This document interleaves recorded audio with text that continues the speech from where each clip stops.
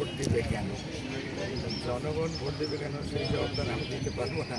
তবে জনগণ সাধারণত ভোট দেয় সেই দলকে যে দলের বিগত দিনের কর্মকাণ্ড তাদের পছন্দ, এবং সেখানে মনে করি শহীদ প্রেসিডেন্ট জিয়াউর রহমানের দল বিএনপি এটা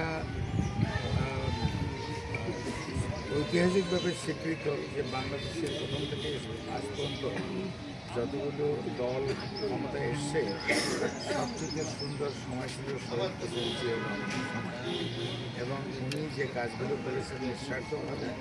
ওনার সময় করাপশন ছিল একেবারে মিনিমাম, ওনার সময় আইন শৃঙ্খলা অবস্থা অত্যন্ত ভালো ছিল, দেশ অর্থনৈতিকভাবে যথেষ্ট উন্নতি করেছে, ডেভেলপমেন্ট যথেষ্ট হয়েছে।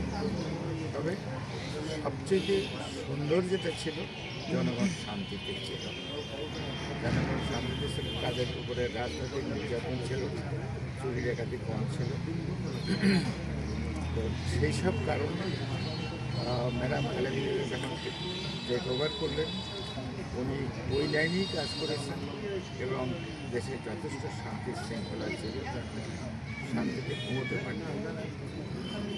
আর এখন ওই দুটোই হলো আমাদের মূলধন।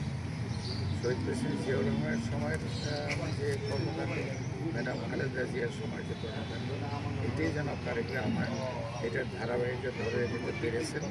আমি মনে করি এবারে নির্বাচন বহু বছর পরে অত্যন্ত সুন্দর, গ্রহণযোগ্য, নিরপেক্ষ নির্বাচন হবে, এবং সেই জন্য ইলেকশন কমিশন আন্তরিকভাবে চেষ্টা করতেছে, এবং তাদেরকে আমরা সমস্ত রাজনৈতিক দল এবং এই দেশের 20 কোটি মানুষ সাহায্য সহযোগিতা করতেছে।